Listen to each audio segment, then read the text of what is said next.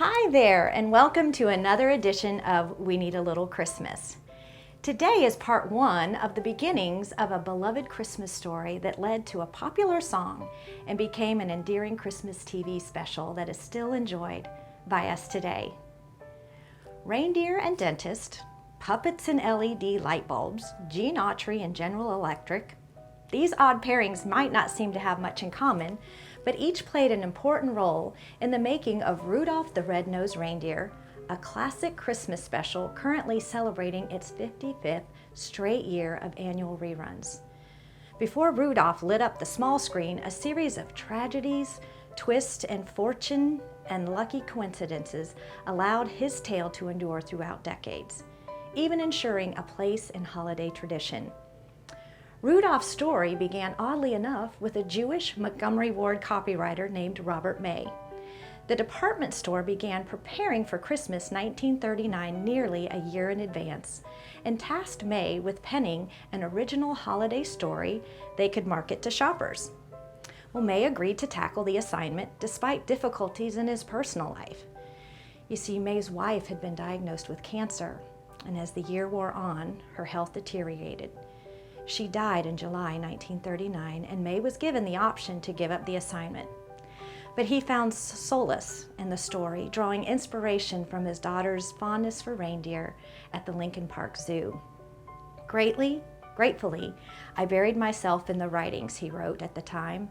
In August, May filed a story told in 89 couplets similar to 'Twas the Night Before Christmas. Montgomery Ward transformed the poem into a 32-page booklet distributed to children for free, a meaningful gesture in a country still shaken by the Great Depression. The company gave away more than 2 million copies that season alone. But despite the success, May struggled with a life as a single father. Saddled with medical debt, he continued working at Montgomery Ward and eventually remarried. After World War II, Montgomery Ward unexpectedly granted him the rights to Rudolph. Knowing how popular the book had been, May sensed an opportunity to turn his luck around.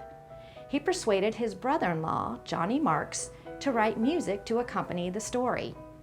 By then, Marks was already a professional composer who had been writing songs since his teenage years.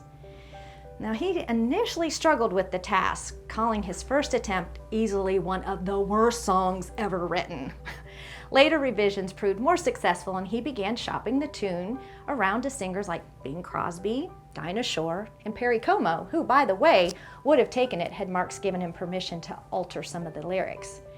When Marks presented the song to Gene Autry, the so-called singing cowboy, he wasn't initially enthusiastic, but Autry's wife, Ina, was moved by Rudolph's underdog story and predicted it would strike a chord with other listeners too.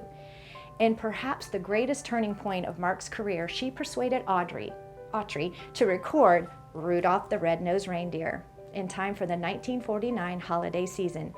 It shot to the top of the Billboard's country, western, and pop charts and remained a top holiday hit for decades. According to Rick Goldschmidt, the official historian of Rankin Bass production, the song's popularity kicked off a chain reaction of coincidences and connections that played out during the early 1960s. Marks lived in Greenwich Village, where he became friends with a neighbor named Arthur Rankin. In 1960, Rankin formed Rankin Bass Productions with collaborator Jules Bass, and the two began producing children's television specials.